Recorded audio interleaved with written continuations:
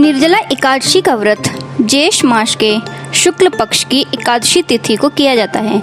इस दिन बिना जल के उपवास रहने से साल की सारी एकादशियों का पुण्यफल प्राप्त हो जाता है। इसके अलावा इससे धर्म, अर्थ, काम और मोक्ष चारों पुरुषार्थों की प्राप्ति भी होती है। इस दिन अच्छे स्वास्थ्य तथा सुखद जीवन की मनोकामना पूरी की जा सकती है। हिंदू धर्म में एकादशी व्रत का मात्र धार्मिक महत्व ही नहीं है, ये व्रत मानसिक एवं शारीरिक स्वास्थ्य के नजरिए से भी बहुत महत्वपूर्ण है। एकादशी का व्रत भगवान विष्णु की आराधना को समर्पित होता है।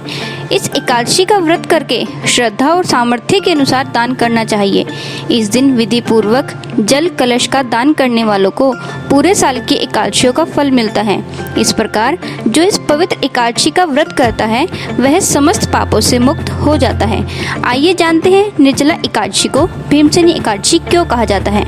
एक बार बहुभोजी भीमसेन ने व्यास जी के मुख से प्रत्येक एकादशी को निराहार रहने का नियम सुनकर विनम्र भाव से निवेदन किया कि हे महाराज, मुझसे कोई व्रत नहीं किया जाता, दिन भर बड़ी तीव्रशुदा बनी ही रहती है, अतः आप कोई ऐसा उपाय बतला दीजिए जिसके प्रभाव से मुझे इस व्रत को करने के समान फल प्राप्त हो जाए। तब व्यास जी ने कहा कि तुमसे वर्ष भर की संपूर्ण एकादशी नहीं हो सकती तो केवल एक निर्जला कर लो, इसी से साल भर की एकादशी करने के समान फल प्राप्त हो जाएगा। तब भीम ने वैसा ही किया और स्वर्ग को गए। इसलिए यह एकादशी भीमसेनी एकादशी के नाम से भी जानी जाती है। निर्जला एकादशी का महत्व। निर्जला यानी यह व्रत बिना जल ग्रहण किए और उपवास रखकर किया जाता है, इसलिए यह व्रत कठिन तप और साधना के समान महत्व रखता है। हिंदू पंचांग अनुसार वृषभ और मिथुन संक्रांति के बीच शुक्ल पक्ष की एकादशी निर्जला एकादशी कहलाती है। इस व्रत को भीमसेनी एकादशी या पांडव एकादशी के नाम से भी जाना जाता है। पौराणिक मान्यता है कि 5 पांडवों में एक भीमसेन ने इस व्रत का पालन किया था और वैकुंठ को गए थे, इसीलिए इसका नाम भीमसेनी एकादशी भी हुआ।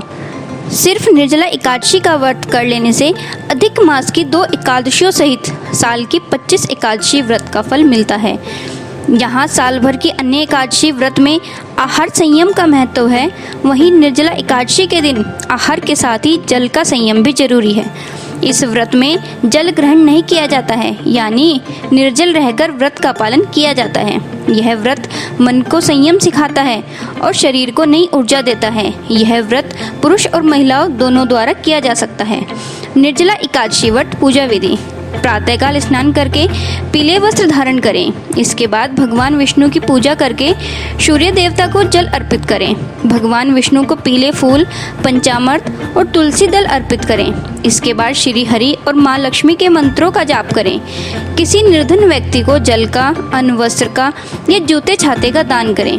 आज के दिन वैसे तो निर्जल उपवास ही रखा जाता है, लेकिन आवश्यकता होने पर जलीय आहार और फलाहार लिया जा सकता है। अगर हो सके तो उपवास वाली रात जागरण करना चाहिए। इस दिन ज़्यादा से ज़्यादा समय मंत्र जाप और ध्यान में लगाएं और अगले दिन द्वादशी तिथि में ब्रह्म बेला में स्नान करके ब्राह्मण या किसी मंदिर में भोजन तथा दान देकर अपने व्रत को संपूर्ण करना चाहिए। निर्जला एकादशी व्रत कथा। जब वेद व्यास ने पांडवों को चारों पुरुषार्थ धर्म, अर्थ, काम और मोक्ष देने वाले एकादशी व्रत का संकल्प कराया था, तब युधिष्ठिर ने कहा, जनार्दन, ज्येष्ठ मास के शुक्ल पक्ष में जो एकादशी पड़ती हो, कृपया उसका वर्णन कीजिए। भगवान श्री कृष्ण ने कहा, हे राजन, इसका वर्णन परम धर्मात्मा व्यास जी करेंगे, क्योंकि ये संपूर्ण शास्त्रों के ज्ञाता और वेद वेदांगों के पारंगत विद्वान हैं। तब व्यास जी कहने लगे, कृष्ण और शुक्ल पक्ष की एकादशी में अन्न खाना वर्जित है। द्वादशी को स्नान करके पवित्र होकर फूलों से भगवान केशव की पूजा करें। फिर पहले ब्राह्मण को भोजन देकर अंत में स्वयं भोजन करें। यह सुनकर भीमसेन बोले, परम बुद्धिमान पितामह, मेरी उत्तम बात सुनिए। राजा युधिष्ठिर, माता कुंती, द्रौपदी, अर्जुन, नकुल और सहदेव ये एकादशी को कभी भोजन नहीं करते तथा मुझसे भी हमेशा यही कहते हैं कि भीमसेन, एकादशी को तुम भी न खाया करो। परंतु मैं उन लोगों से यही कहता हूँ कि मुझसे भूख नहीं सही जाएगी। भीमसेन की बात सुनकर व्यास जी ने कहा, यदि तुम नरक को दूषित समझते हो और तुम्हें स्वर्गलोक की प्राप्ति अभिष्ट है, और तो दोनों पक्षों की एकादशियों के दिन भोजन नहीं करना। भीमसेन बोले, महाबुद्धिमान पितामह, मैं आपके सामने सच कहता हूँ, मुझसे एक बार भोजन करके भी व्रत नहीं किया जा सकता। तो फिर उपवास करके मैं कैसे रह सकता हूँ? मेरे उदर में वृक्क नाम अग्नि सदा प्रज्वलित रहती है, अतः जब मैं बहुत अधिक खाता हूँ तभी यह शांत होती है। इसलिए महामुनि, मैं पूरे वर्ष भर में केवल एक ही उपवास कर सकता हूँ, जिससे स्वर्ग की प्राप्ति सुलभ हो तथा जिसके करने से मैं कल्याण का भागी हो सकूं। ऐसा कोई एक व्रत निश्चय करके बताइए, मैं उसका यथोचित रूप से पालन करूंगा।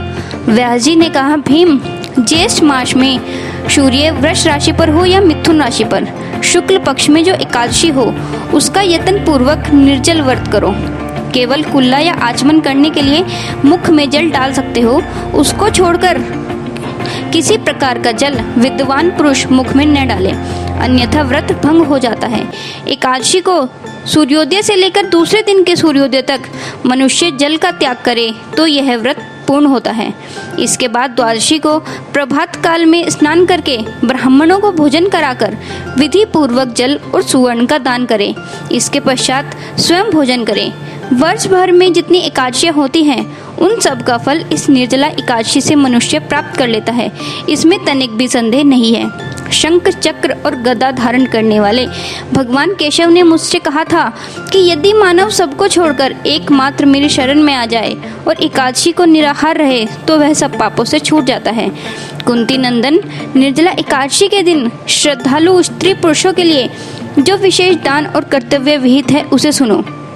उस दिन जल में शयन करने वाले भगवान विष्णु का पूजन और जलमयी धेनु यानी पानी में खड़ी गाय का दान करना चाहिए। सामान्य गाय या घी से बनी गाय का दान भी किया जा सकता है। इस दिन दक्षिणा और कई तरह की मिठाइयों से ब्राह्मणों को संतुष्ट कराना चाहिए।